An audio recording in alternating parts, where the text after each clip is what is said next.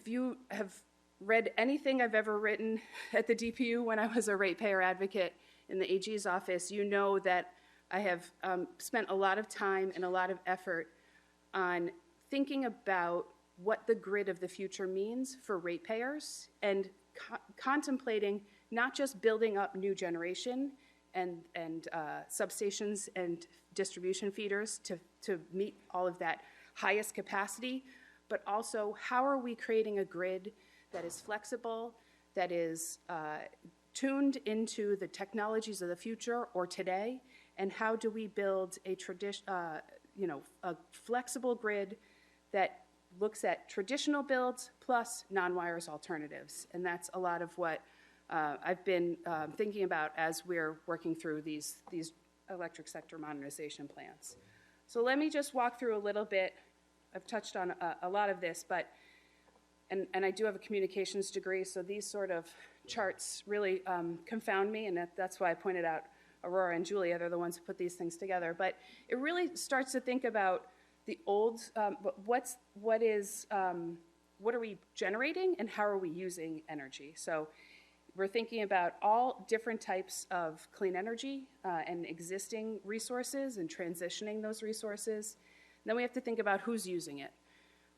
We're certainly tied into a grid that's tied into other grids, so there's some export, but we are really thinking about where our buildings, our industry, and our transportation are using electricity.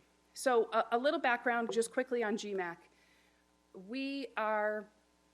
GMAC was created, like I said, in the 22 climate law. It charges us with encouraging, meaning the GMAC itself, the counselors, encouraging in these electric sector modernization plans, least cost investments in the electric distribution system, alternatives to investments or financing investments that will help achieve greenhouse gas emissions limits, and transparency and stakeholder engagement in the grid planning process. And we focus all of that work through a lens of electric sector modernization plans that maximize customer benefits using cost-effective investments, enable the interconnection of DER, facilitate electrification, improve grid reliability and resiliency, and importantly, minimize or mitigate impacts on ratepayers. So it's a big task for us. It's a big task for the utilities. These plans are over 1,000 pages when you put them all together. We got them September 1st. We have till next week, essentially, to review them. It's a lot of work that the utilities have done and the GMAC has done to review it.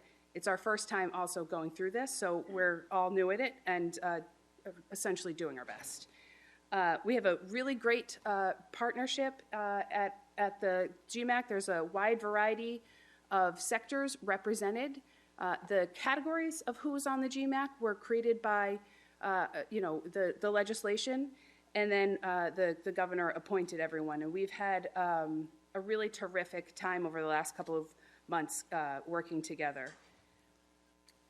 Just a quick review of where we are and where we're going. These are 5-year cycles. We are in our first year. So we received plans September 1st.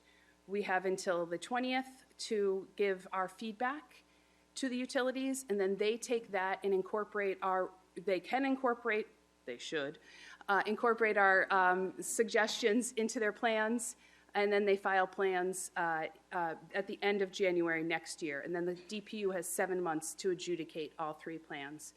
So we are looking to a feverish 2024 as well. And then over the next couple of years, there's going to be annual reporting. We hope there's going to be a lot of stakeholder engagement, and then we'll start to do it all over again in a couple of years. So just a visual aid here for what this means. There's a lot going on in the electric space already. Like I said, the utilities have approval for AMI. They have approval for other grid deployment. They have approval. They're working through some plans to upgrade their system in specific pockets of the region through SIPs, capital investment plans, to enable the interconnection of clean energy. They've got a lot going on, and we know that building out the grid is going to take a lot of that work. So the plans are trying to bring that all together and think about what else needs to be done, how else will we get in the next 5 years to a better, more integrated grid. This is just a slide of what's included in Eversource's plan, and we have similar slides in the appendix for National Grid and Unitil, and I will say all of these slides are available on DOER's website because this is all pulled from what we've been sharing at the GMAC meetings. But this is just to give you a sense, just for Eversource's territory, what we're thinking about and what could be our future in terms of substation upgrades. It's a lot of work. But, again, coming back to my comparison to ISO New England's study, the question is, in the next 5 years, this is what we think we need to has to happen now, but what could happen in the next 5 years, and how could we potentially change this? And also, how should this concept direct the work that we're doing in terms of building generation, particularly solar and storage, siting of those technologies? How should it integrate into our planning for buildings and electrification? We need to be thinking about all of these things together so that we're maximizing the money that ratepayers are putting into the system. But it's a lot of work, and really, if you can tell by this map, everyone is going to be touched by this, so everyone should be involved in the discussion. Part of the GMAC, or part of the electric sector modernization plans actually are about forecasting. The utilities need to think about what is going into the grid in the next 5, 10, 20 years. So they've done that. I think they've done part of it, and we'll talk about it a little bit later in the day. They do see that our peak, we're now a summer peaking region. It's going to flip in the 30s. Can't believe that I just said the 30s, but it's coming. And they're seeing some, they've identified where they think load growth is coming from, and that's part of the forecast. I'll also note we've had robust stakeholder processes in this. We've allowed for public comment. We had 2 listening sessions, and the utilities are holding 2 technical sessions this month to get stakeholder feedback in the plans themselves. And then we think there's a really important component to all of this in implementing the plan so that stakeholders are involved. We need stakeholders, we need everyone to be kind of paying attention to this and participating so that the feedback can happen before upgrades are decided on. Then they can be incorporated into the upgrade planning process. I think it's a before, during, and after process, and hopefully the GMAC and these plans will help facilitate that. Later today, like I said, we have till the end of the next week to come up with recommendations on these plans. We are working through recommendations. The GMAC has had a robust process to actually contribute their ideas on a compressed timeline. There's been a lot of Excel spreadsheets. I'll tell you that at one point we had over 1,000 recommendations. These counselors have been hard at work. We've narrowed them down to right now 88. It's still a lot, but I said there's over 1,000 pages. This is the first time we're doing it, so we have a lot of understanding to reach in what these plans should say. So it means a lot of feedback. And that's what the process was set up to do.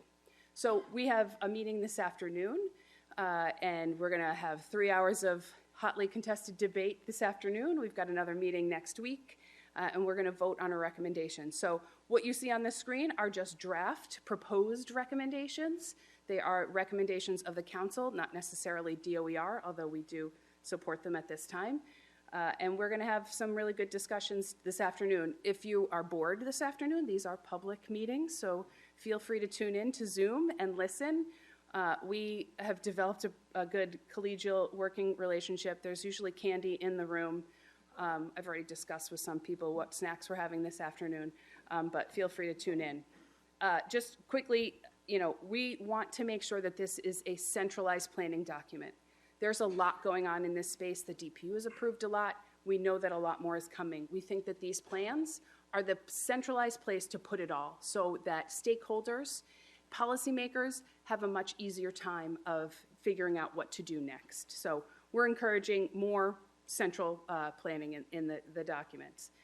We also really want to make sure we understand what has already been approved, what they're planning to include, and what new ideas the utilities might come up with in terms of paying for the investments that we're talking about. So we'd really like to see that clarified. There's a lot of recommendations about more tables, more charts. We want to make sure that this is a useful document to everyone involved. We also have a lot of discussions to go in terms of load forecasts. There's a lot of different opinions in the room.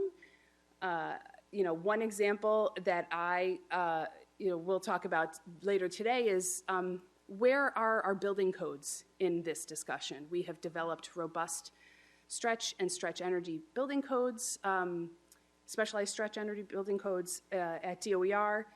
We have 24 communities as of this week that have adopted our specialized stretch code.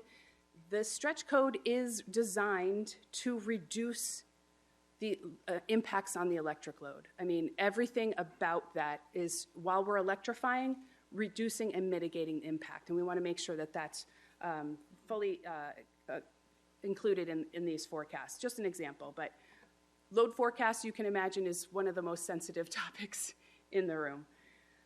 We also want to think about what are alternative investment mechanisms and how are we paying for this?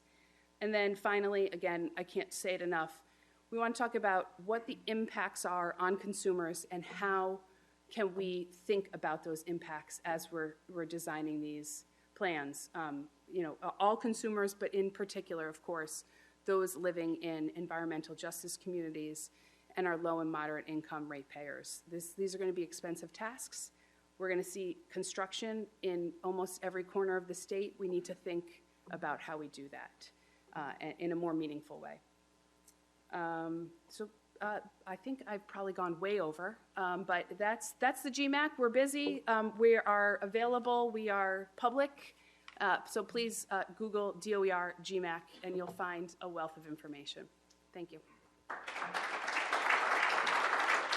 Now it's my pleasure to welcome Paul J. Hibbard, Principal at the Analysis Group and former Chairman of the Massachusetts Department of Public Utilities, to the podium. He's at the podium. Welcome, Paul. Anxious to get going. A lot of what I'll talk about is sort of taking what the Commissioner just discussed to a somewhat higher level. And before even beginning the conversation, I'll just sort of give you my perspective on all of this comes from having been a commissioner and having had to think through some of the really difficult decisions that need to be made when a utility is requesting a major capital investment. And as I think many of you know, there's a century of solid precedent in legal decisions and DPU decisions that establish how do you go through thinking about reviewing the investments that are being proposed to be made by the utilities, and when necessary, how do you kick out of that mindset a little bit in order to accomplish what the state is trying to accomplish from a policy objective. So that's just kind of the perspective that I bring to it. Ultimately, the question that I want to ask is, are we really doing enough to prepare for this transition? And I recently co-authored a paper with my colleagues Sue Tierney, Grace Howland, and Daniel Stewart from Analysis Group. And what we wanted to do is just look at the expected pathways to achieve decarbonization in the Commonwealth and think about how ultimately will it affect the electric system. We looked at all the sectors, but it's really obvious in the plans for the Commonwealth and in the evaluations of what is the least cost way to get to net zero by 2050 and all the interim targets in between, that electricity plays the most significant, almost a singular role in helping the Commonwealth actually achieve those requirements. So we considered how this ultimately would affect the electric system at the supply level, what resource changes need to happen in order to decarbonize the electric system to begin with, looked at the transmission requirements, what needs to happen on the distribution system, and how that's affected not only by generation and transmission, but also by what's happening at the customer level at end-use demand. So we considered this and sort of thought about the pace of change relative to what historically the industry is used to and what historically the regulatory structures that govern industry investments in operation are used to. and just ask the question, when you think about the current long-standing regulatory and rate-making precedent that needs to be applied to what's about to be proposed over the next 5 to 10 to 15 years, are they really robust and proactive enough to facilitate the decarbonization policies that we need in order to get there? So the decarbonization, the greenhouse gas reduction requirements have been set. We know what they are. They may evolve somewhat over time in light of new information, but I think the state has gone through several iterations of ultimately what is it we need to do that's consistent with the science on climate, and what do we need to do to at least make sure that the Commonwealth is achieving decarbonization goals consistent with actually getting this crisis under control. And so those are set. There are a number of supportive policies that are in place, including RGGI, long-term contracts, net metering, investment in efficiency, the various policies to push electric vehicle growth and installation of heat pumps. There's just an incredible array of policies that year after year the legislature and DOER and DPU and the various agencies have developed in order to help the state make its way towards the decarbonization goals. And so so things are changing, and they're changing relatively quickly.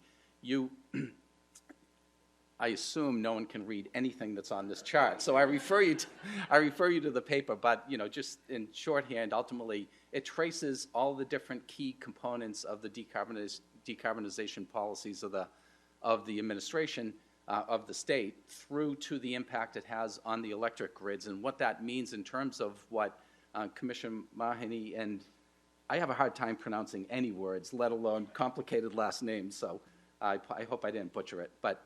What she laid out in terms of all the various pieces that are being considered in the grid mod plans by the GMAC, and ultimately how that's going to affect investment and operations of the utilities going forward. So a lot of this, I doubt there are many people in the room that really need an explanation of what's coming in terms of supply and demand, but the pace and scale of changes in demand is just unprecedented. It's impossible to imagine a level of pace of change in electricity demand that we're going to see over the next decade or two. And this is just a projection under different scenarios of ultimately how demand might change, but it's certainly going to change. Even in the next 20 years, the amount of growth in electricity demand will equal what's happened since basically I was born, since 1960. So we're going to go through a level of growth in demand that is truly unprecedented. It needs to absorb very different patterns of demand from electric vehicle use, from heat pumps. It's going to change the magnitude and the timing of demand. As the Commissioner mentioned, we're going to relatively quickly shift to a winter peaking system, which has a lot of implications for the value of different types of resources that will be used to meet that demand. There will be a lot more bidirectional flow that is hard to really even understand at this point in time how that's going to affect efficient operation of the distribution system, and what are the types of investments that will be needed to manage this as it changes over time in different ways on a feeder by feeder and circuit by circuit basis. And so that need for visibility to the customer level is sort of on top of all the investment that's needed to manage the demand growth that's going to come. And then you layer on top of this the inevitable increase in the severity and the frequency of storms that constantly challenge the operation of distribution systems and the maintenance of reliability. So it's a really complicated picture, even just looking at the demand side.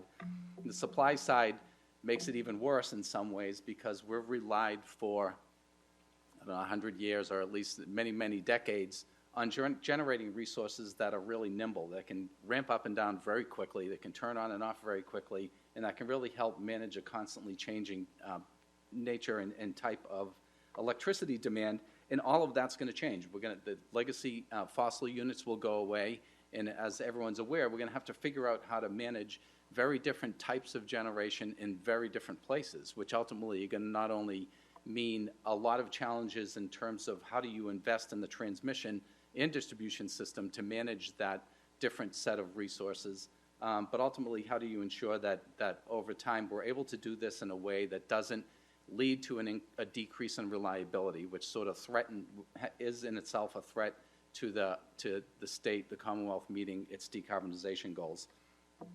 So there'll be fundamental shifts in bulk power system resources. This is just showing the magnitude of increases in various types of resources that are fundamentally different from the ones we've relied on for so many years. So when I refer to the tracks, in the grid mod plans are really incredible, and I should take a step back and say when we wrote this paper, we're sort of looking at how does the world in the past look like what's coming in the future, and not so much what specifically is the Commonwealth doing to do this, because of all the states that we looked at in terms of what they're doing to meet the challenges of rapid changes in supply and demand, Massachusetts is absolutely at the forefront. The GMAC, the grid mod plans that are being proposed, the process that the state is going through to consider them and push this planning process continuously going forward with the target being the state's decarbonization goals is exactly what we should be doing. But so when I sort of looked at the ultimately how are we doing, or how does the pace of historical change in transmission and distribution infrastructure in the regulatory systems that support that look compared to what's coming, that's where it's, even though we're doing an excellent job, it's really hard to be very complacent about how it's going to work on a going forward basis. So the tracks really are the transmission investment that's needed to manage the new regional power flows, along with an incredible amount of investment in operational changes and planning changes related to the distribution systems to account for transmission and building electrification, management of distributed energy resources, and the resilience issue. These two charts are really just showing the potential increase in electricity costs associated with supply and distribution in Massachusetts in the coming decades, and it's sort of astounding the level of investment that's expected to be required in order to actually meet these goals, on the order of 15 to 20 to $25 billion over the next few decades of investment on both the supply and distribution side in order to get to net zero. But it's important to realize that this is not, we're not alone. There are a lot of states, we obviously don't have a federal policy to address climate, but at the same time, 2/3 of the economy in the United States are within states that actually are being close to as aggressive as Massachusetts in addressing climate. So it's almost like you can forget about a federal policy and forget about the states that are doing nothing, because most of the economy and investment in the economy is going to be driven by those states that are doing something. And so when you look around to the distribution plans and the investment plans of various distribution utilities in states that have very aggressive climate policies, Massachusetts is not alone. There are many examples of states being relatively proactive to think through what do we need to do in order to achieve these decarbonization targets, requirements, and the level of growth in distribution system infrastructure expense is very high in every one of these states. And so this is showing utilities in California, Delaware, Illinois, and Maryland, and the level of expected increase in distribution costs. So we're certainly not alone. This is something that the industry is going to grow with and learn from, as many, many utilities across the country are facing these kinds of changes in demand and growth and expense.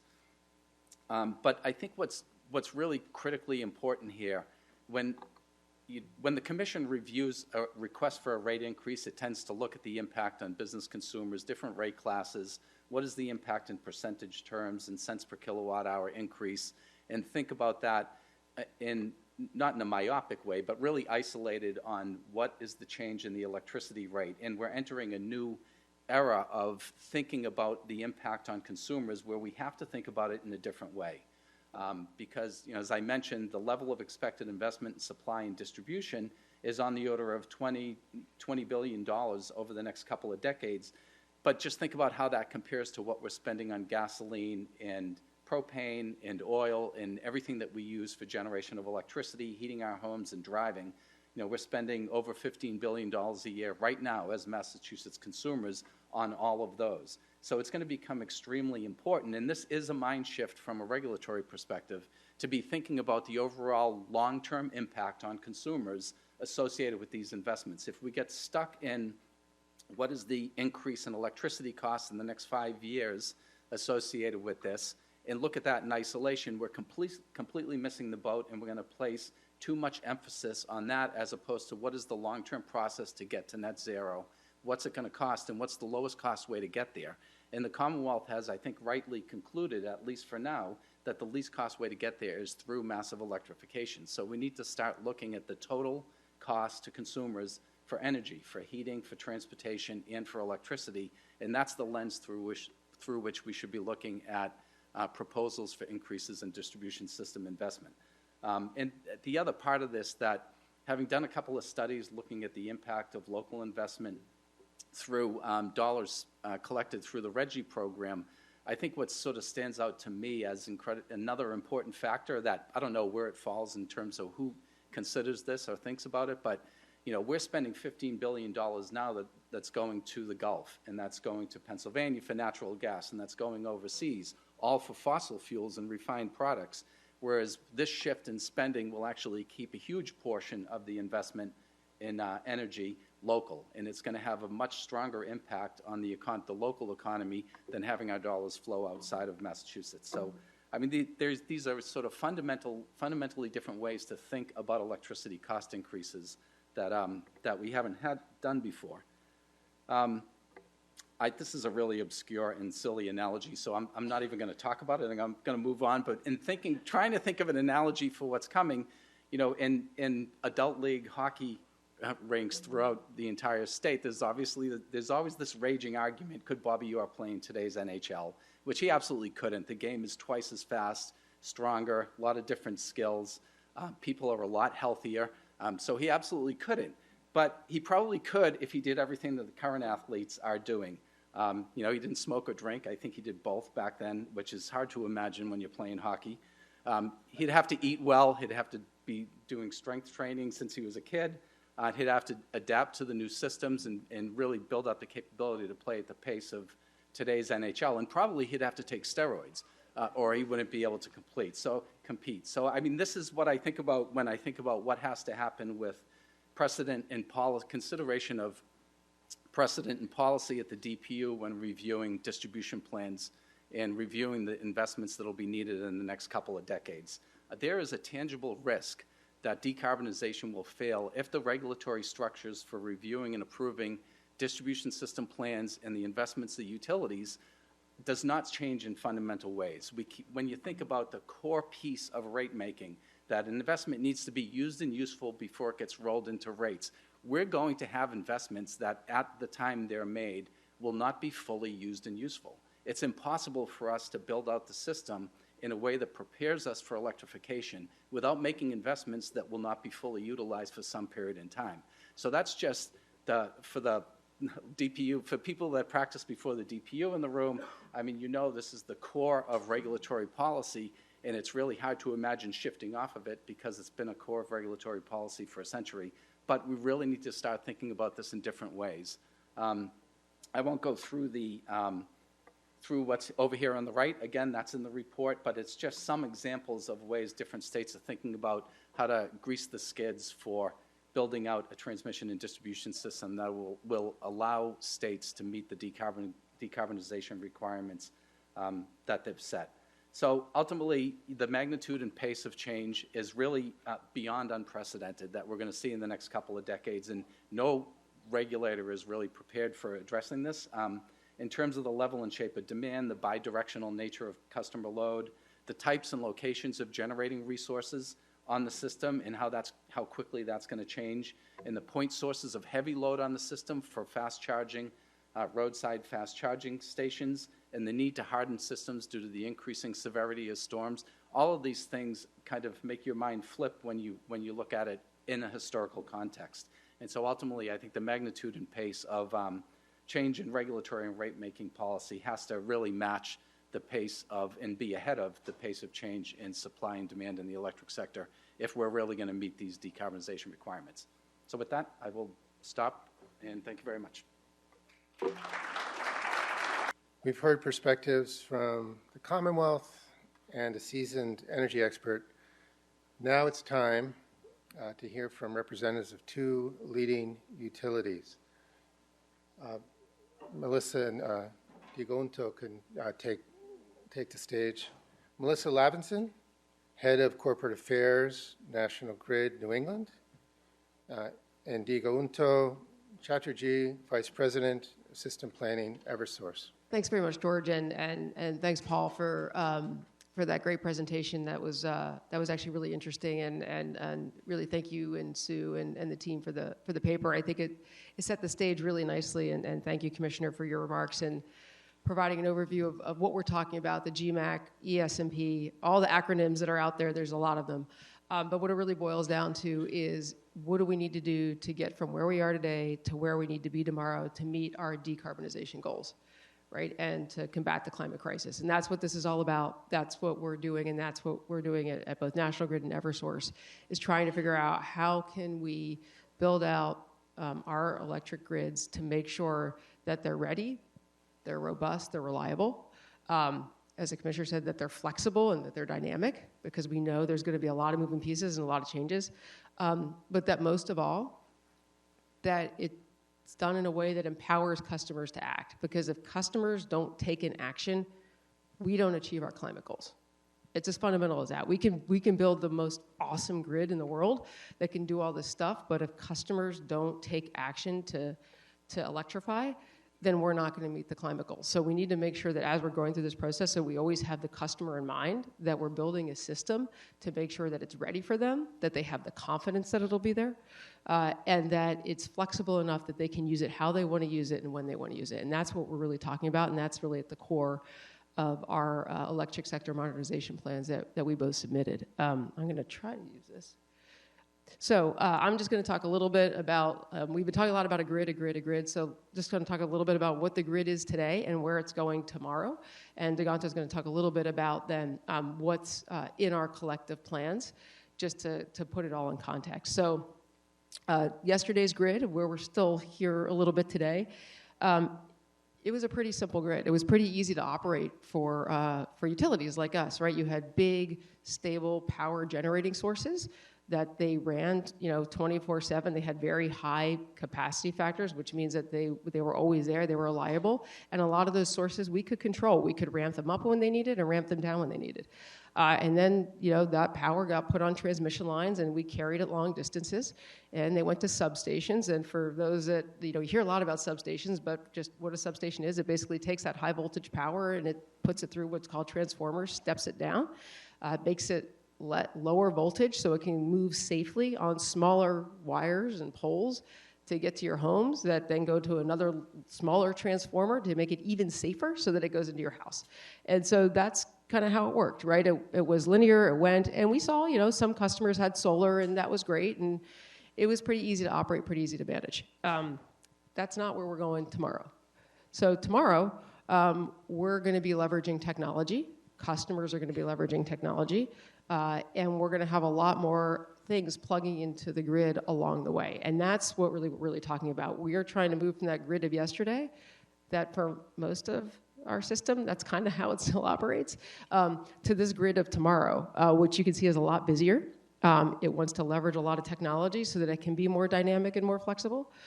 And it has got to be able to give the confidence to the customer to do what's on that. I'm really bad with my left and right, which on that right side of the slide, you can see that's a really busy part of the slide. And there's a reason for that, because we're going to have more electrified transportation. We're going to have more local solar. We're going to have more storage. We're going to have smart buildings that are going to be able to manage load internally, and that means we have to have visibility into that, because if you have a building that's super smart and it can manage load and it's got its own generation and storage and it's coming on and off that distribution grid, but 2 or 3 houses next to you don't, they're going to be using the grid differently. We got to make sure that that grid works for everyone in the same way. So we have to manage voltage in real time. We have to manage supply resources in real time. That's a really different thing than we do today. So that's where we were from yesterday, and that's where we're going tomorrow. And that's what the electric sector modernization plans are all about, is how do we get from yesterday to tomorrow? And as Paul mentioned, how do we do it, though, in a really compressed time frame? So the next 5 years are going to be critical. And that's really where we've spent a lot of focus, and I know Eversource did as well, is that next 5 years, because that's going to set us up for the next 15 or 20. If we don't get it right in the next 5 and start to build the capacity, again, to make it ready, reliable, resilient, flexible, dynamic, we're not going to be able to actually hit the milestones that we have in the 2030, 35, 40 timeframe, because it takes a while to get this going, to get the workforce, the supply chain, the permitting, everything, and do it the right way. It takes time. So I'm going to hand over to you about what we're actually going to do. Thank you, and good morning, everyone. How are you all doing? Good. Okay, so very quick, I'll run through a lot of numbers, and thanks, Paul, for giving a preview of the size and the scale of what we're looking at. So at a household level, right, we go from a typical household today is about 5 kilowatt demand, and typical monthly consumption is about 600 to 700 kilowatt hours. That typical household with one EV will add 400 kilowatt hours. With 2 EVs, will add 800 kilowatt hours. With a heat pump is going to add 1,000 kilowatt hours. So that 700 kilowatt hour household will go to easily a 2,000 kilowatt hour household. The demand of 5 kilowatts, if any of you have electric vehicles, once you plug it in, you know with the level 2 charger, you're going to pull in about 8 kilowatts, 8 to 10 kilowatts, depending on how many amp circuit you have. So with 2 EVs, you go from a 5 kilowatt demand easily to about a 20 kilowatt demand. With a heat pump, you add another 5 kilowatts. So you go from very quickly from a 5 kilowatt household to a 25 kilowatt household. So think about what a utility will have to do, right? So this isn't hypothetical wireless stuff, right? You have to have the service line from your house to the pad mount transformer that has to be upgraded. If everyone in your end of the street has to do the same, you're going to have to upgrade that lateral line that goes to the backbone. You have to upgrade the backbone. If everyone in your neighborhood is doing that, you have to then upgrade the station transformer. This isn't hypothetical. This is just physics. That's at a household level. Then moving on to the community level, think about what we did just now with East Cambridge. The siting board petition is ongoing right now. That's a 242 megawatt load pocket just out of Station 875, East Cambridge Station. That goes from 242 megawatts, added 144 megawatts with 100% residential electrification of East Cambridge, 100% heating and transportation. That's the scale of what we're looking at a substation level. And for those of you who know substations, we'd be lucky if we have more than 10 megawatts of headroom in any of these substations. Typically 10 to 15, you'd be lucky. Typically, we operate very close to the station limits. So that's at a community level.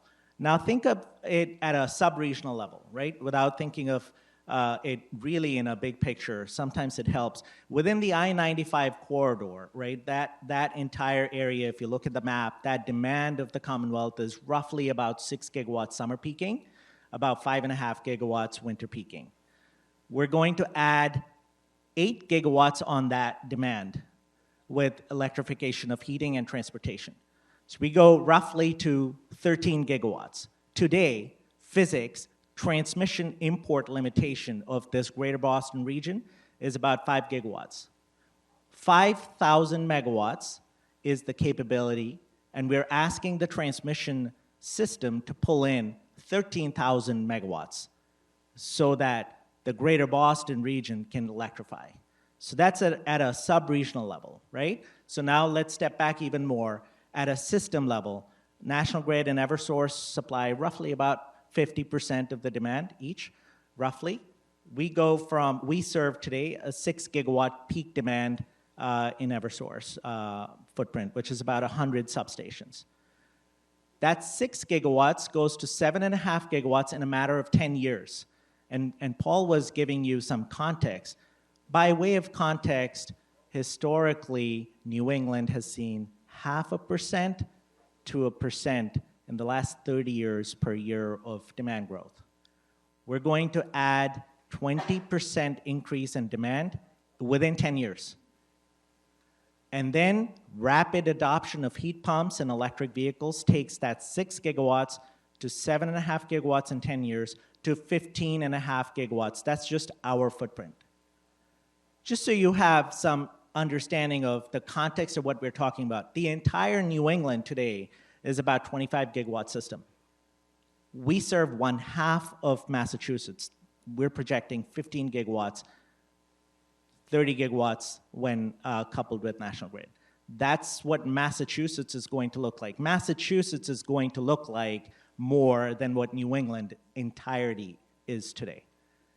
So infrastructure, from an infrastructure standpoint, the ESMP that National Grid and Eversource and Unitil have provided to the DOER and GMAC broader stakeholder advisory group calls for about, on Eversource's system, about a quarter of our infrastructure being upgraded or expanded to accommodate this increased demand, and adding 17 new substations on the system. What does that get us? National Grid and Eversource have similar goals, so we have to comply with the law. We get to about 85% of 2050 goals with that 10-year plan and a few additional infrastructure. Just think about upgrading the system to get to 85% of the electrification demand of 2050 goals. We also get to exceed 70% of the solar goals. So we go from 2 gigawatts installed to 6 gigawatts of solar, and within 10 years, upgrading the infrastructure for solar, we are able to meet 72% of the 2050 goals. That's the nature of size of what we're looking at. So now moving away from infrastructure and the enablement of the policies, let's talk about grid operations. We're going to ask a grid operator sitting in a control room right now in distribution center to apply artificial intelligence algorithms and actively manage DERs that could be inside a building, or it could be a ground-mounted solar in Plymouth, or it could be a battery storage anywhere else on the system. Just go ahead, figure this thing out.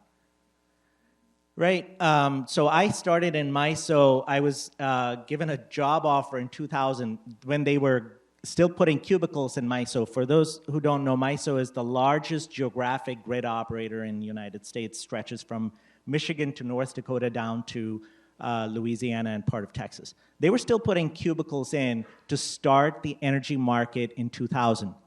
It took them 5 years to develop an ancillary market in 2005.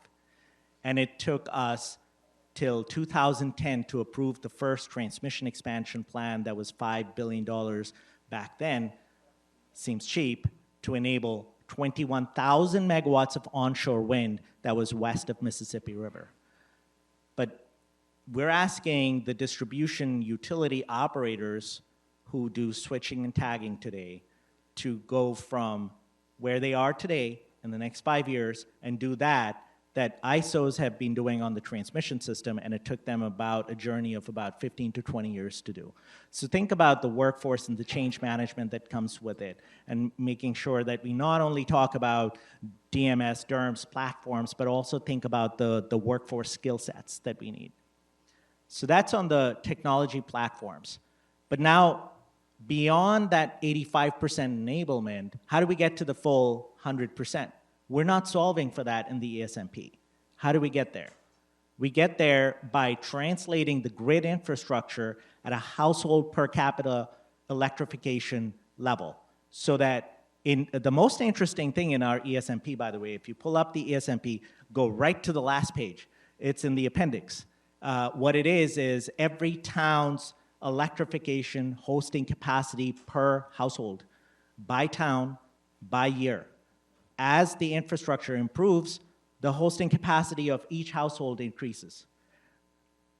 The Commonwealth's policies should be driving the electrification incentives and the solar incentives into those communities that are hosting this infrastructure, would directly benefit from that infrastructure and the Commonwealth's clean energy policies, making sure that we drive the clean heat technology adoption in environmental justice communities that haven't historically been on the leading edge of adoption of clean technologies. Right there, it's in the ESMP, page 500 and whatever, right? So that's where the Commonwealth needs to go. Then, in addition to that, ground source heat pumps are less impactful on the grid, right? More expensive, but less impactful. So how do we solve for capacity deficiencies beyond that 2040 time frame? Go at a locational level and try to figure out which neighborhoods, which technologies can be best suited at a locational basis, and drive that. Drive managed charging. Drive subsidies for charging in areas where grid infrastructure exists, right? So that's on the state policy standpoint. Now, moving from infrastructure to technology platform to state policies, I'd be remiss if I don't talk about siting. We're talking about the kind of infrastructure that, by way of context, we built 2 or 3 substations in the past 10 years. We're talking about building 17 substations in the next 10 years, National Grid equal and same, and Unitil as well. The siting agency of the government needs to massively scale up to be able to drive this massive infrastructure through the siting boards at scale so that we get this critical infrastructure built before customers adopt these technologies, because we know what happens when demand increases and the infrastructure doesn't catch up. Bad outcomes. So the siting reform has to happen in conjunction with all of this. And finally, if we don't tackle affordability, this falls flat on its face, right? So how do we think about affordability? Not through another bill discount, not through another carve-out, right? We drive it by making sure that we drive the clean heat technology adoption and the electric vehicle adoption and the adoption of electrification of mass transit in those communities that haven't been able to take advantage of these before. Once you do that, let's think about not penalizing that 700 kilowatt hour household that goes to 2,000 kilowatt hour household. Every time you plug in your vehicle, every time you turn on your air source heat pump, does a volumetric rate design still make sense? Or should we start to think about a different kind of a context? But only after you've solved for some of the other preceding technology adoption issues. So that's, in summary, what the ESMP is. It is the summation of distribution infrastructure plus technology platforms plus siting reform, plus the state's policies, plus affordability through rate redesign, all packaged together. And this is our first one, right? We're going to come at it again in 5 years, as Commissioner Mahony mentioned. It's a lot of work, but it can't happen if we think of these things in silos. It is one big picture. Thank you. Now it's time for our panel discussion, bringing together the perspectives of various stakeholders. If you could take the stage, panel, let me get these out of the way.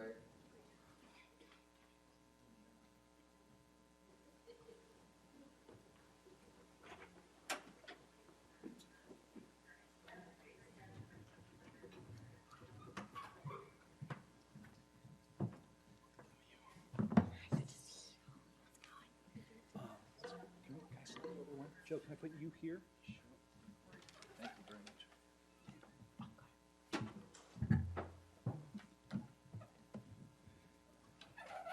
much. We're looking for Mike.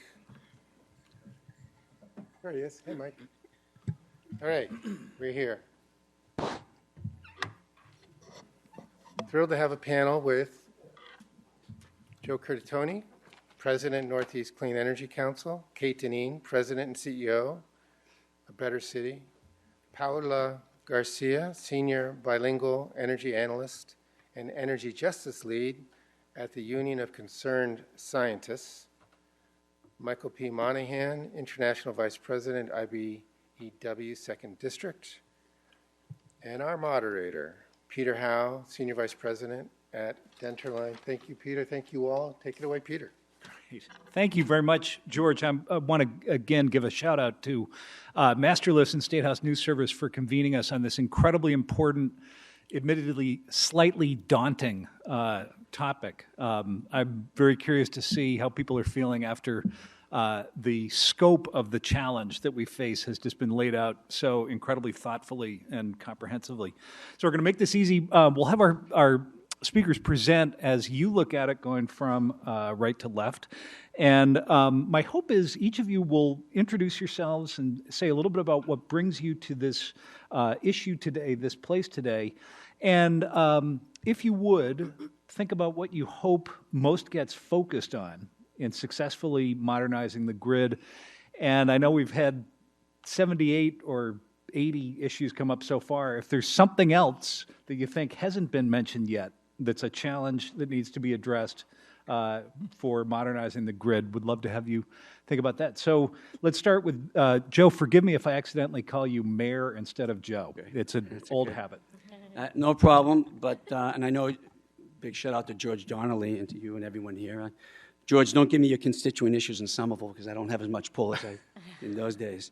But it's great to be here. I'm Joe Curtatone. I'm the president of the Northeast Clean Energy Council. We are a trade organization, more than 300 members from emerging startups and innovators and entrepreneurs, industry including utilities, and I think it really represents the diversity of the ecosystem and all the hands we're going to need to take on the greater challenge, but this certainly monumental task, collaborations with universities, incubators, accelerators, nonprofit organizations doing important work around energy justice, climate justice, and labor, and many, many more. We are the leading voice for the clean energy, climate tech industry in the Northeast.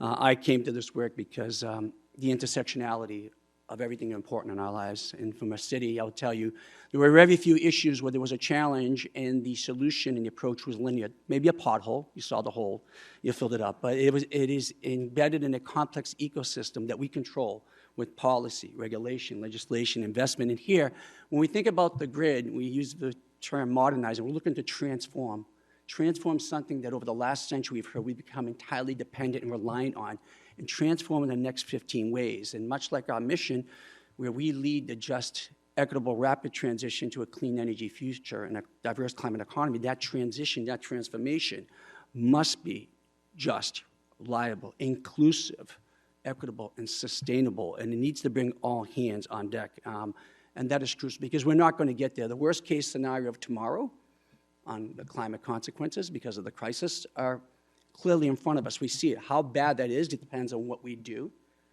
and don't do today, from bringing technologies to market to bringing the critical infrastructure. If we're going to make the clean energy choice the easy, affordable, reliable, sustainable choice for the end user, the homeowner, the renter, large industry, small business, institutions. So it is not a complicated task, it is complex, and we need to see our work as collective and doing that work and owning the work and bring all voices to that table. So I've tried to bring that perspective, which really represents the perspective and belief of the many stakeholders and members in my ecosystem, to this conversation. So it's great to be with you here today. That's great.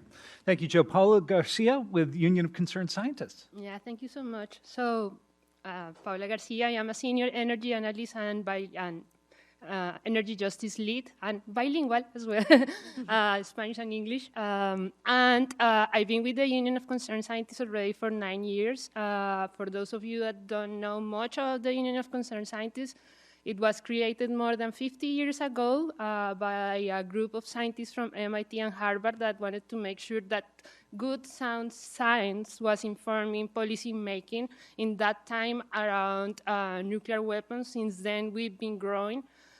We work on climate and energy, food and environment, clean transportation, the Center for Science and Democracy, and we keep on working on the Global Security Program. I am part of the Climate and Energy Program, and basically my role is finding solutions to the climate crisis through clean energy solutions that are equitable, that are just, that are making sure that this is a transformational change and not like repeating the same mistakes from our current energy system that has been so focused on fossil fuel generation, harming environmental justice and frontline communities, making sure that as we are transitioning to clean energy, we address those harms and we make sure that the benefits reach everyone. And grid modernization is a key component of that solution on the clean energy sector. Great. Kate Deneen with A Better City. Hi, everybody. I hope you're feeling sufficiently daunted. But I think this is actually a really exciting opportunity, too, for innovation and collaboration and job creation. So A Better City is a nonprofit based here in Boston. We are regional in scope, and we have about 150 member companies and institutions, really representing a cross-sector of the major economic drivers of Greater Boston. So a lot of representation from our major healthcare and educational institutions, lots of companies who are involved in broadly defined planning, design, engineering, development, of course, law firms. And we're all really united around the common goal of improving, enhancing the quality of our built environment, and in doing so, uplifting our communities and enhancing our region's overall economic competitiveness. So we focus our research and advocacy and coalition building on 3 core areas of focus. One is transportation and, appropriately for this conversation, infrastructure. The next is land use and development, and the last piece is climate. And these 3 areas are very much intertwined, obviously, and relevant to our conversations here today.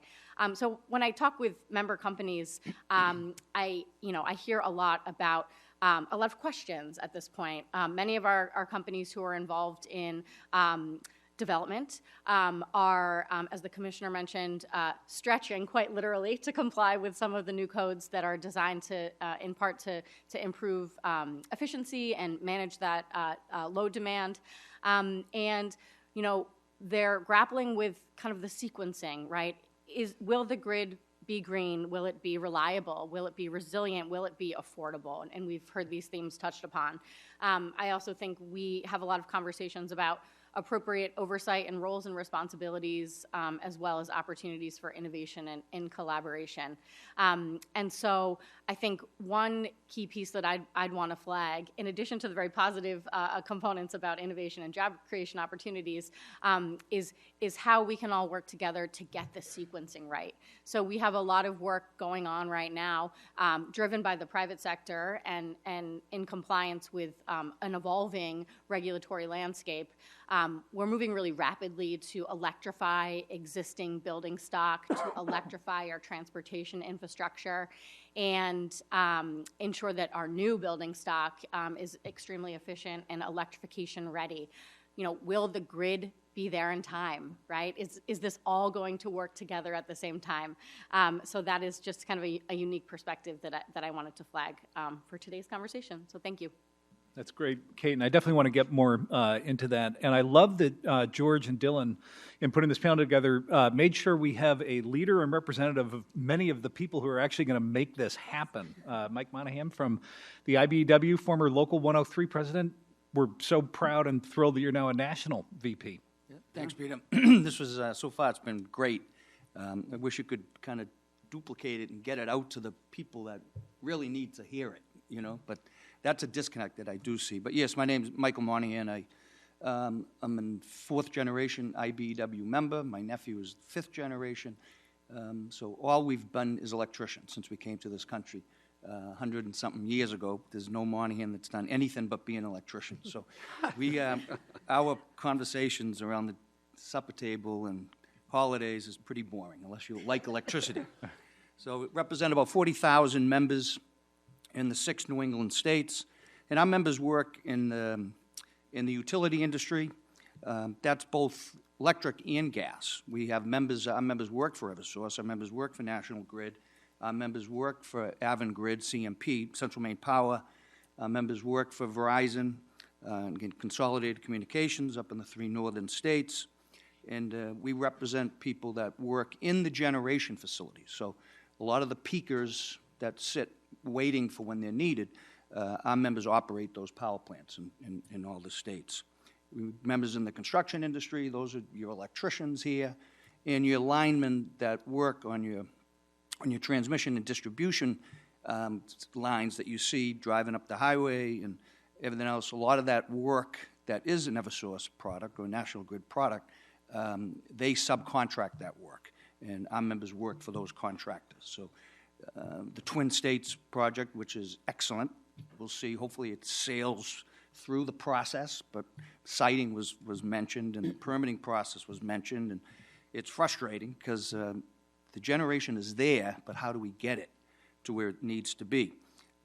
We represent people in the radio, TV broadcasting, so your camera people, Channel 457, and other up in Maine, same, in manufacturing, Raytheon, and other places where they make transformers, make switchgear, make lighting and all that. We have people that work in numerous manufacturing facilities. In marine, Groton, Connecticut, the nuclear electricians down there are members of the IBW. So we are across many, many sectors of the electrical industry in different ways. It's funny, not funny, but it's watching this and having so many generations in this industry. I remember hearing my grandfather talk about his father and him working on Blue Hill Ave, changing gas lights to electric lights. And we're in a similar transformation right now, I think, with what's happening. And I try and get the layperson to understand what is going on, and I try and use water and I use highways. And we have generation, right? So there's a 6-lane highway that goes to Cape Cod. By the time it gets to Cape Cod, it's a single road. And we are reversing that whole thing. So we have to build a 6-lane highway from areas that are very remote to get the electricity to where it's needed. And it's a complete reversal. And that's a lot of work, a lot of permitting, a lot of siting, and those are all substations. So Eversource, I'm familiar with Eversource's the canal project down the Cape. They are changing that substation to a 345 substation, getting ready. But there's still a lot of work to go from there. And what concerns me as a person, of course, I'm ecstatic, right? In my industry, they're talking about everything going electric. So that gas pipe that the plumber used to run in a building to stoves and boilers, now it's going to be electric. That's a win-win for us. We're great. But on the environment piece, what concerns me is the Eversource person speaking with Melissa, the doubling and tripling of our load, our demand, is happening at a time when we're taking generation off. We don't generate enough electricity in New England right now for what we use. And so Pilgrim was an 800-megawatt nuclear facility, zero carbon emitting facility, closed. Over the years, we lost Vermont Yankee, we lost Maine Yankee, and now Everett Mystic is going to close. That's the largest generating facility in New England, 1,700 megawatts. And we're taking generation off. And what we're producing, the new generation, is a straw in a haystack compared to the generation that we're taking offline at a time when we're doubling and tripling demand. So where is this electricity going to come from? That's a concern that a lot of people have, and especially in events like December 24th was an extremely high demand day. ISO issued a OP4, I think, situation, which was asking people to, conserve and take things off. So at times we get very, very close to a blackout, and which is not good, of course, right? So, and on the renewable side, take that day for instance, on December 24th, the real renewable energy, that's solar and wind, because ISO classifies burning wood, trash, and methane as renewable.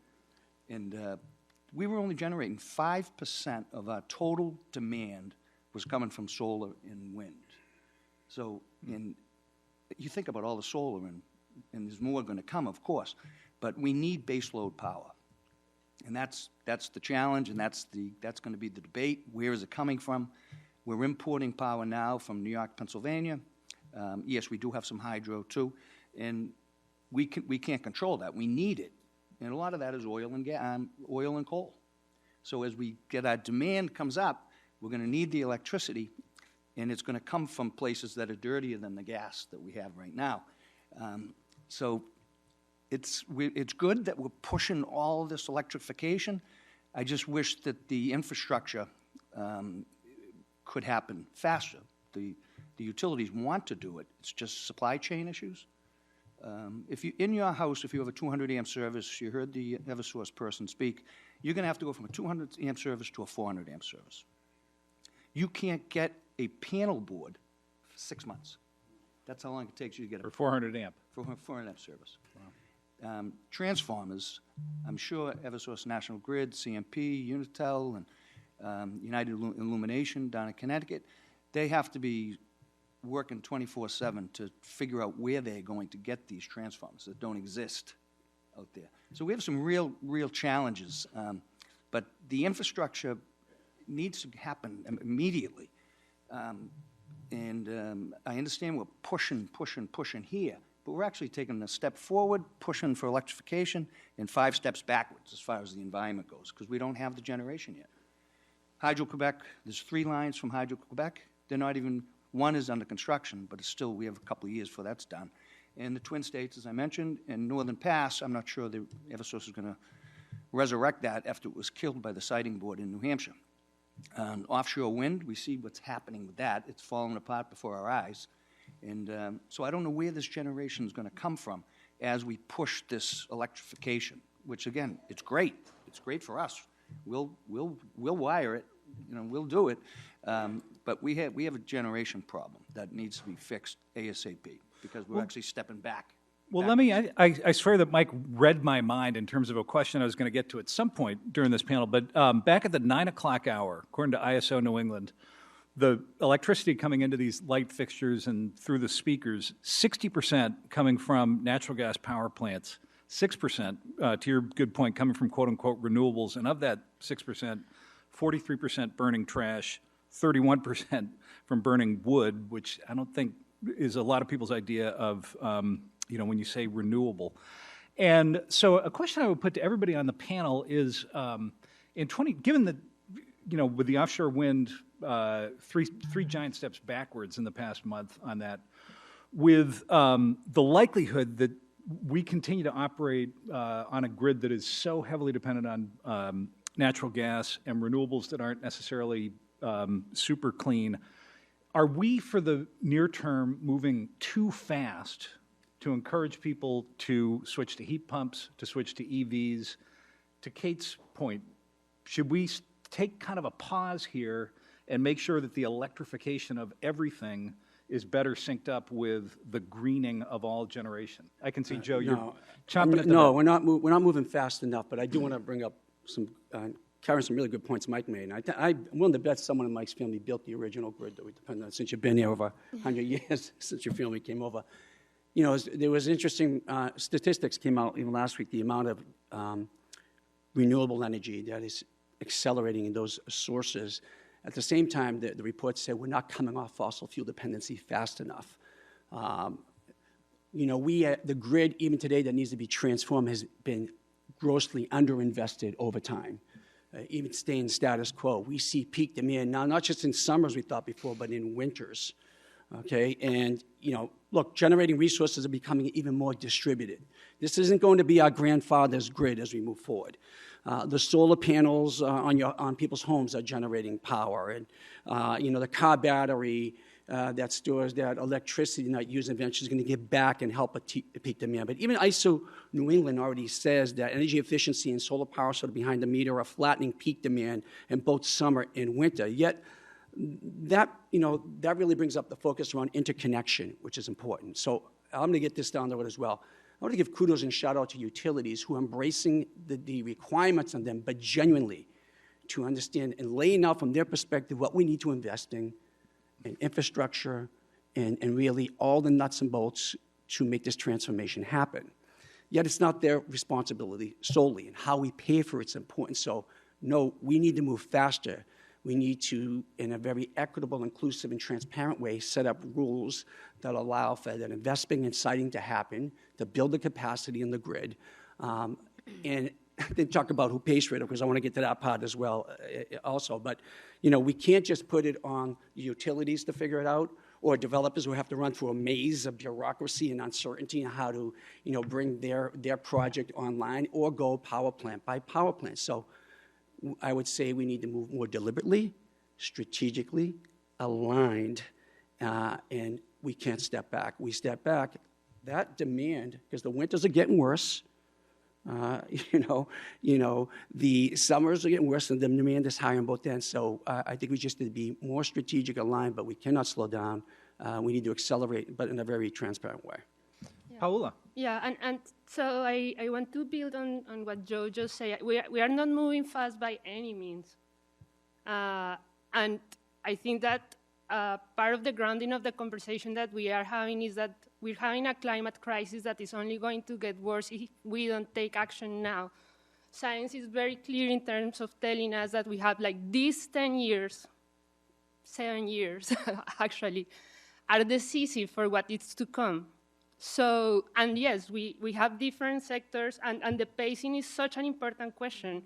So from all the sectors, which sector is the one that is easier to decarbonize right now? The electricity sector. Which one? The analysis group study also points to how crucial the electricity sector is to power the electrification of buildings and transportation. But what's concerning right now is that our existing law is not moving the state that fast in terms of decarbonizing the grid. We have a renewable portfolio standard that is requiring 40% of the electricity coming from renewable energy by 2030, 40% by 2030. And 80%, and we have a clean energy standard which requires 80% by 2050.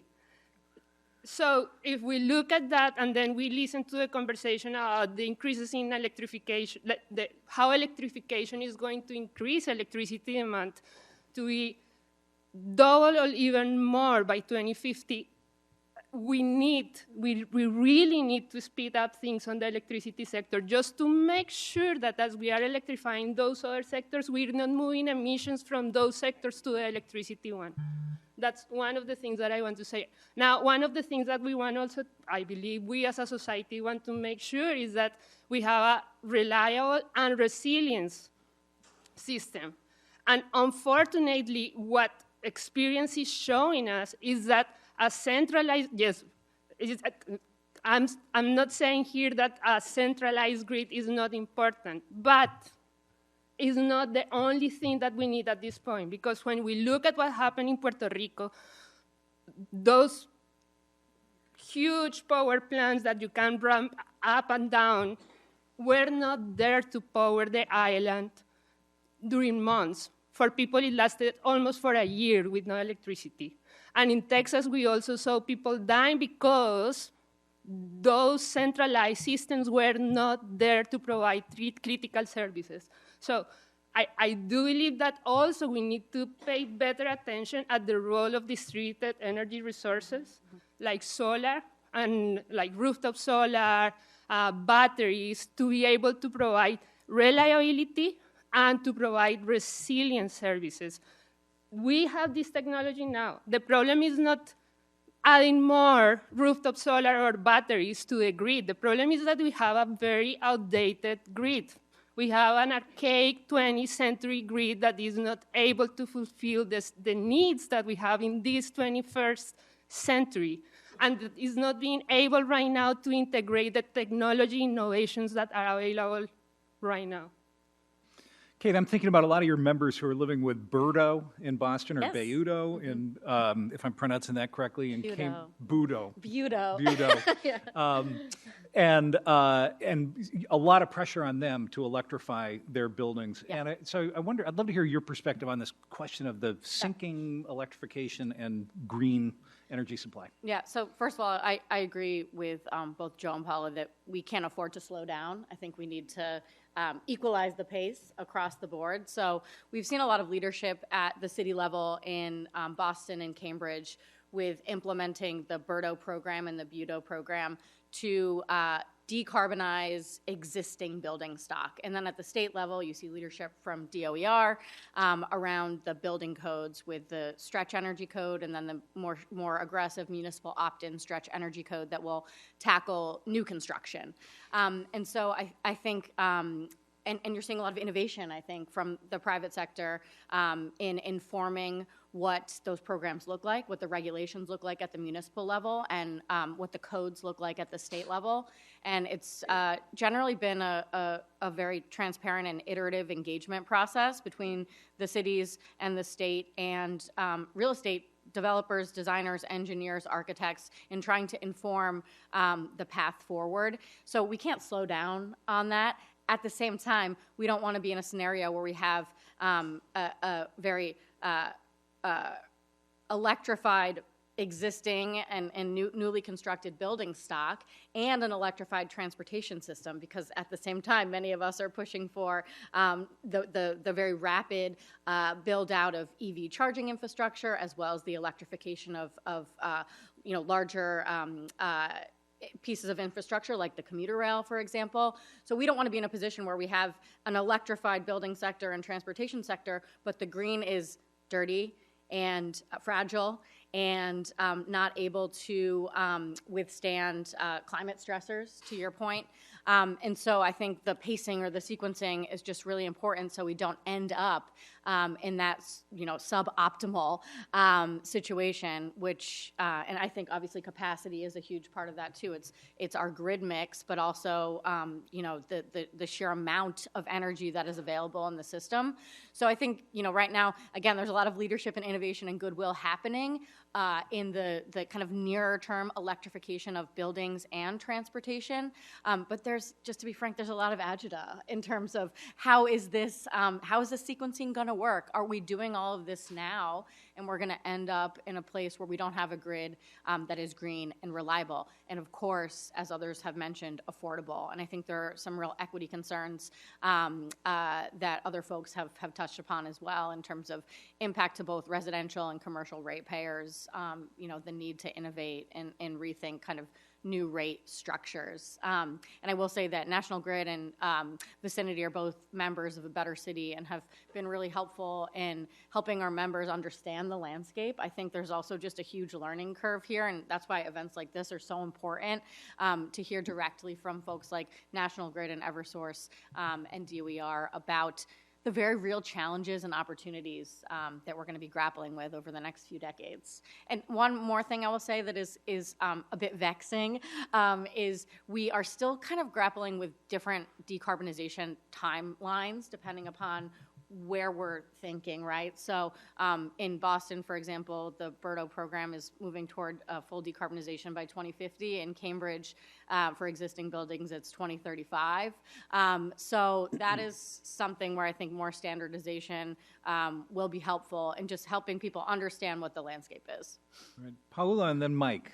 Yeah, one more thing that I wanted to add is like this conversation about like making sure that it's an equitable energy transition and that it's transformational. And I think that it's very important for us to bring down to earth, like to ground the conversation. What does it mean? And so I was in a panel like a couple of weeks ago in which we were talking about this need for faster and intentional. So I think that we can easily understand what it means faster, right? But what does it mean intentional? And so the permitting piece is so important here, right? Because if we look at and I said a little bit earlier, if we look at the existing energy infrastructure that we have in place, it has been heavily installed in environmental justice neighborhoods. So what's going to happen now that we need to build new infrastructure? Where is going to be located? What engagement are we going to have with those communities in general, not just with environmental justice neighborhoods, but with the communities where the energy infrastructure is being proposed? How are we going to make sure that we are not overburdening already vulnerable communities? If you look at just at substations right now, a third of the substations that we have in the state are located in environmental justice neighborhoods. And from the remaining ones, about half of those are in a 1 mile distance from environmental justice neighborhoods. To Commissioner Mahony's, and I'm sorry, okay, point, it's very hard right now to track what is being planned and is going to be under construction by the different utilities that we have in the state, and what is part of the grid, the electricity system modernization plan that it's brand new. If we were to look only at the proposed under construction substations from Oversource, half of those are in environmental justice neighborhoods. So how are we imprinting intentionality to this process of a transformational energy transition? Mike, you get the solution? I feel like Monahan steps up to the plate with the bases loaded. So sorry, Pete, for stealing your question there, but you're dead on the fuel mix. But what the saying, everyone is entitled to their opinion, but not their opinion of the facts. Every single neighborhood in the city of Boston has a substation. South Boston, Dorchester, Brighton, Allston, Beacon Hill, every single one has a substation. So I understand the environmental justice thing, but as we move, as we continue, and again, this benefits me and my members. I'm not against it, but I think it's gone too fast. We'll take the work, no problem. But the transmission should have been built out first, because you take the 24th, 17.3 gigawatts, 17 billion watts of power was being consumed December 24th. 5% of that was solar. I'm sorry, 5% was wind and solar. So when the sun went down, if the wind continued to blow, it would have been 2.5% real renewable. And as we push our demand, our load, the power's got to come from somewhere. And we're going to step backwards. I get it. We can't slow down. We're going to keep pushing. But you can't, the facts are the facts. Unless you're going to, Hydro-Quebec, definitely. We have a ton of power we can get from there. But the infrastructure isn't built. Offshore wind, Vineyard Wind will come online. But the infrastructure is being built now. We're actually installing those substations and those cables from the beach to the substation. So that piece will be ready. But the vast majority of what we're going to need is not ready yet. And it means you're going to be stepping backwards. Facts I have a day's worth of questions. We have 10 minutes. I want to get to your questions. I also want to let Joe weigh in. No, I just want to recognize the importance of the validity of what Mike's saying, not to speak for Mike. Those are important questions. We have to answer that. We can't run away from it. Because there's some great legislative leaders here in the room. I see them here in collective work, an advocacy to pass climate action bills, to permit an offshore wind is going to happen. There's a recalibration, and Vineyard Wind's out of the ground. But, we haven't set the table as fast as we should. Mike, that's a great point. And government and PUCs were not designed to respond quickly to anything, quite honestly. But we risk calamity if we slow walk this. So that's why we have to recognize that, focus on it, and deliberately move forward and figure out the solutions. Because I hear what Mike's saying, because if we don't, we set ourselves up for failure. And that's really important. You can't put it all on the utilities only to figure out, or developers. We have to have a collective focus on how we strategically and deliberately get this done in a short amount of time. And Mike? It reminds me of a conversation I had with Bernie Sanders, who I love. He was in favor of closing Vermont Yankee. The following year, Vermont's carbon footprint increased. So you take that scenario, and that was before this bigger electrification happened. So not only did it take one step, but now it would take 2 or 3 steps back, unless you have generation from somewhere that's clean, that we don't. So, George, while your team's getting ready for audience questions, permitting reform, being respectful of EJ communities, getting this stuff to happen, any ideas that you haven't floated yet for how we actually,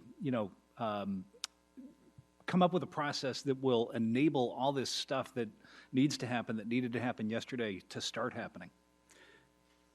So I've had relevant questions and being at the local level. We want predictability, transparency, inclusiveness, and equity from every stakeholder, from those living in communities, especially vulnerable ones, and look, this is an important point. I do want to pause there for a second and emphasize. I live in Somerville, which has many environmental justice neighborhoods. If you hear me clear my throat, that's because I had the Somerville cough, because they took away 20 rail and trolley stops. Right on I-93, we have our substations. The point to keep in mind is there's an important beneficial value proposition, but even the most celebrated economies, we've held our hands up and applauded. We didn't let black, brown, poor people into those economies to have the jobs, to build the businesses, but we put the dirtiest components in their neighborhoods. So we need to show up. We need to listen genuinely and listen to those voices. Permitting reform is important, but that's why we have to include equity and inclusiveness now. Don't make it an afterthought. Integrate it into our DNA. I've learned that in my city where the greatest per capita economic transformation development's happening, but it's a community process. Who pays is important. We can't just we have the most regressive formula in terms of the grid infrastructure, and who's going to pay it? It's going to put it on the back of ratepayers, and people can't afford. Now, that's like putting a toll road in every street in Somerville that we repay with Chapter 90 money. We need to think of this as public good, public infrastructure, and governments and states need to set up. Although George would say with all the meters I put in Somerville and citywide permit park, and I probably did that.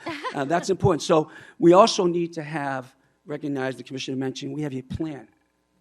Someone once said to me, all these visions of plan are great. It's like looking at a nice sunset. Keep looking at it and you do nothing. Deliberately, it goes dark. So when we think about permitting reform, citing the challenges we need to recognize, we look at those plans, we need an engaged, continuous process, because over the next 5 years, we're going to discover things.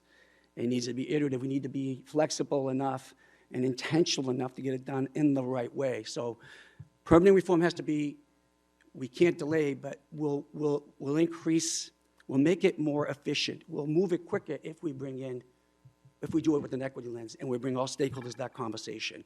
That's the important. That's what I hear from communities, stakeholders, activists as well. They're not saying no. They're the champions of climate action. But listen to our voices so we do it right this time. You don't lock us out of the economy and the benefits, and we don't suffer in our quality of life. There's a way to do it. But don't just put it on the utility companies on their own to figure it out. We have to do it collectively. Everyone owns this work. Mm-hmm. Kate, I see a big idea over your head. No, I was nodding enthusiastically. I mean, I think just the substation numbers alone that were referenced, right? And I'm sorry if I'm getting these numbers wrong, but Eversource 17 new, 26 upgraded, National Grid 28 new, 17 upgraded. That is just, I think it's worth just considering the scale of what's needed in terms of substation construction and the need, as Joe's saying, for a very collaborative, transparent approach. And that can't be on the individual utilities to figure this out. Like, this transition cannot happen without those substations and many other things, right? But just if you focus on substation construction, that really needs to be just an incredible focus of getting this done and getting it done right, and being really mindful of local concerns and community concerns, and getting that infrastructure constructed on the timeline that it needs to be constructed. And we haven't really touched upon this in detail, but I think interconnection challenges are something that continue to be really challenging today with years-long delays, supply chain issues that folks have touched upon as well. And I think that it's really great that we're talking about these challenges so everyone is aware of what's at stake. I think sometimes I'm in conversations and it's like, well, let's just electrify everything, right? Like, let's just electrify the commuter rail and let's electrify our building stock. And so it's really instructive and important for, I think, a broad stakeholder audience to understand what it really takes to electrify our sectors and to modernize our grid. And that's going to require a real hands-on-deck effort. Great. We could and should be here all day. Yes, we do. Yeah. Do we have a question that ideally ends with a question mark?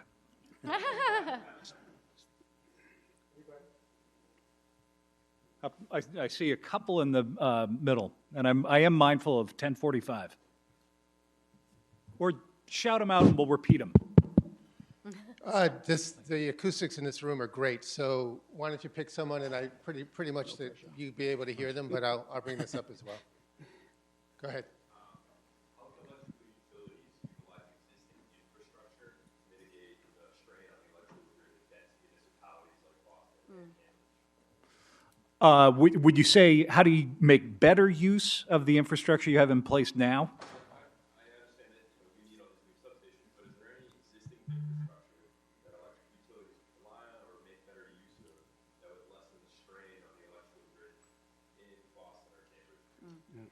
We can go in a bunch of orders. I think I want to start with the electrician and then come back to the that's- policy people. those are the- Good move. Those are the upgrades that both Eversource and National Grid spoke about. But you have transformers that need to be changed, and now you have new loads that those substations can't be, they can be upgraded a little bit, but not to the level that they need to be. And on the substation piece, it's important for people to understand, you get a 345 kV line. That's 345,000 volts, right? DC is better because it travels farther. And then you get a converter station, you get substations. The substations have to be located near where it's going to be used. You can't put a substation in the Cape and expect to use usable 120, 240 volt voltage in Boston. It has to be located where it's going to be used. So where the load is, that's where the substation's got to go. It's, I just add some, and I mentioned it a little bit earlier, but, you know, we have to still focus on energy efficiency, right? We have to reduce consumption regardless. It's kind of like if we want everybody to drive an EV, yeah, we don't want everyone driving a car in the second most congested traffic region in the United States. You know, but we have to make that choice on energy efficiency easy and help homeowners. Because one point I made, you know, here's one of the biggest games in town at the local level. We want you to improve your home for the betterment of your neighborhood, but then we're going to reassess you on your taxes and tax you for that improvement. So I think there's some solutions there, but there's some great programs, and we have great service providers, you know, from the Schneider Electrics to your Rescos and many, many more. You know, we have to reduce consumption regardless. So some practical things we can do right now. Pete, so if I just make one more point, and I said it earlier on water, right? So you have water pipes that are capable of carrying so many gallons of water to feed so many houses. Well, you're going to triple your houses, let's say. You need new water pipes. That volume of water is not enough. You need new sources. And so that infrastructure has to change. You've got to double or triple what you already have, or make one big pipe. You know, that's the way you got to think about what we're doing here. Kate or Paula, thoughts here, or we can also go to a next question. Yeah, no, just adding that your question about existing infrastructure is very important, but I will also add that it's very important to think about the role of distributed energy resources in connection to those infrastructure investments that are being planned, because evidence is showing us that when we think in a smarter way about those distributed energy resources, and we consider things like aggregation, virtual power plants, microgrids, those kind of approaches are actually providing services to the grid that are alleviating and avoiding more costly energy infrastructure investments, and that it's for the benefit of everyone at the end. I see George saying one more.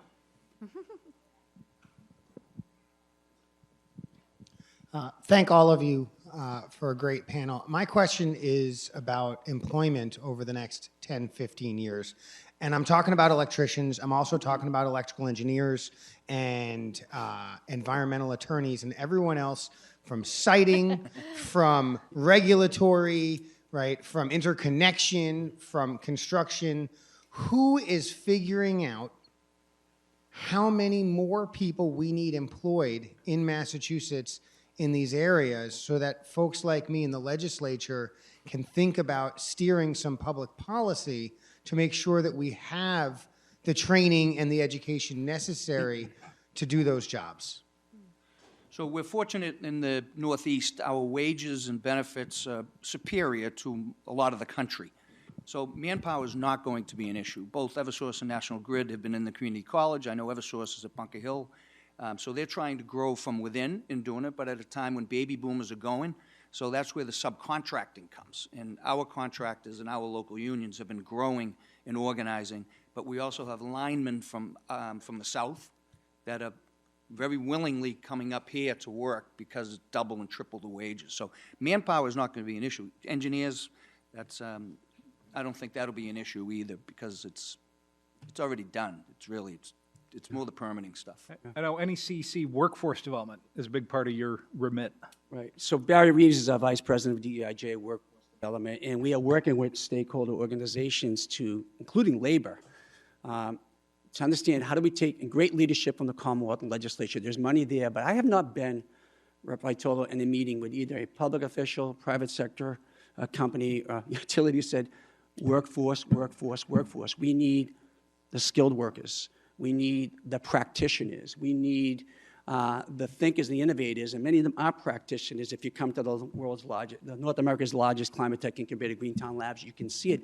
This is an opportunity to align all the great work done from high schools, career technical education schools, community college, universities, to really align equitable pathways to participate in the economy. And that's also the creation of small businesses that support that. When we think of the clean energy economy, it's just not where your energy comes from, your transmission, your storage. It's everything we touch and feel, from materials, chemistry for better battery materials, circular economy, waste to energy, transportation, construction, engineering.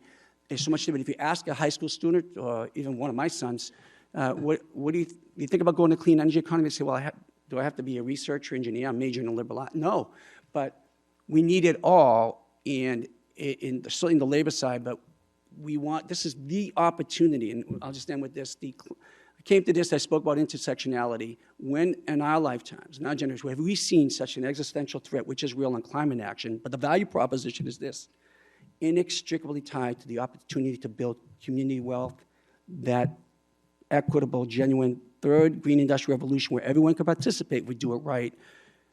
That's it. How do we tie what we're doing together? So we don't have a sequence and a plan in that. We have great leadership, a value narrative, commitment, even monies, and I would say it's in every state. And I would just add, too, this isn't just a tomorrow opportunity, it's a today opportunity. We at A Better City have partnered with the City of Boston, their Power Core Boston program, and Roxbury Community College, who has a building operations lab. So we're now on our second cohort of training the building operators of the future. So we have this emerging stock of super smart buildings that I don't want to say nobody knows how to operate effectively, but we need more people who know how to operate them effectively and maximize emission reduction potential and efficiency. And so, the green workforce of the future is today, right? A lot of these opportunities are happening right now, so I think it's an incredibly exciting proposition. Paula, final word. Make sure that it's an inclusive workforce that reflects the communities that the clean energy industry is serving. And not just thinking about in terms of jobs, but also wealth creation, entrepreneurship initiatives. I think that's another very important component to keep in mind. Great. Mike Monahan, Kate Deneen, Paula Garcia, Joe Curtatone, thank you so much. We could be here all day. I know they'll be up front.